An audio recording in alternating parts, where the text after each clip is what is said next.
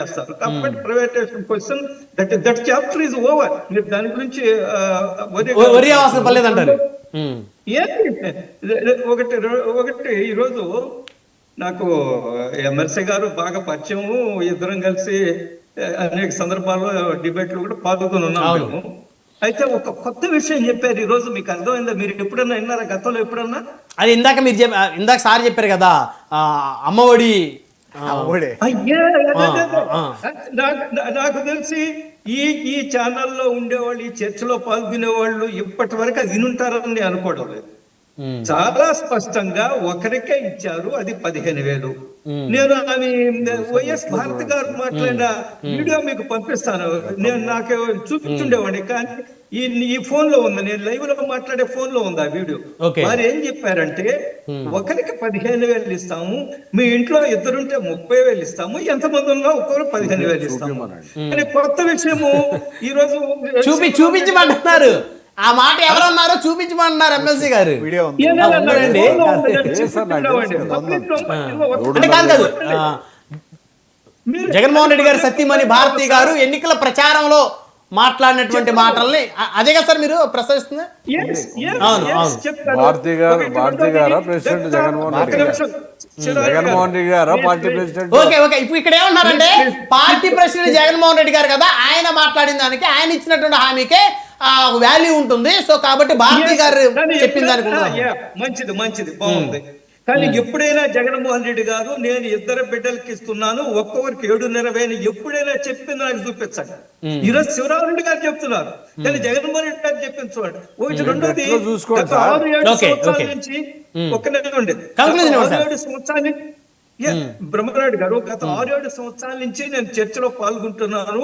ఈ యొక్క అమ్మఒడి విషయం మీద అనేక సందర్భాల్లో చర్చించుకున్నాం.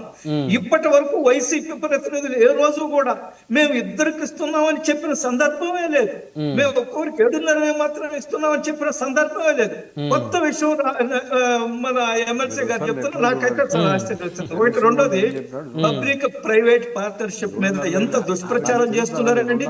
ఈ రోజు సోషల్ మీడియాలో నాకు ముందు మాట్లాడే వారు చెప్పారు, సోషల్ మీడియాలో నేను మొదట్లో నా ఫస్ట్ ఇనిషియల్ కామెంట్స్ లో నేను చెప్పాను కదా, ఈ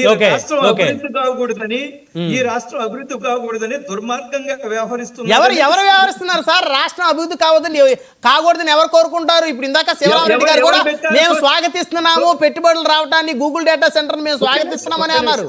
నేను శివరామకృష్ణారెడ్డి గారి మీద కాదు చెప్పేది, మీరు ఈ గూగుల్లో సోషల్ మీడియాలో పెడుతున్నారని చెప్పారే, ఇప్పుడు అనలిస్ట్ గారు చెప్పారు సోషల్ మీడియా ఏమో వస్తుందని.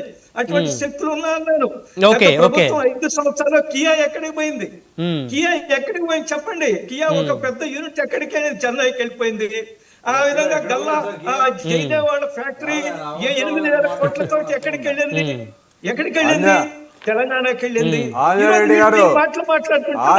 గారు అవాస్తవాలు చెప్పొద్దండి.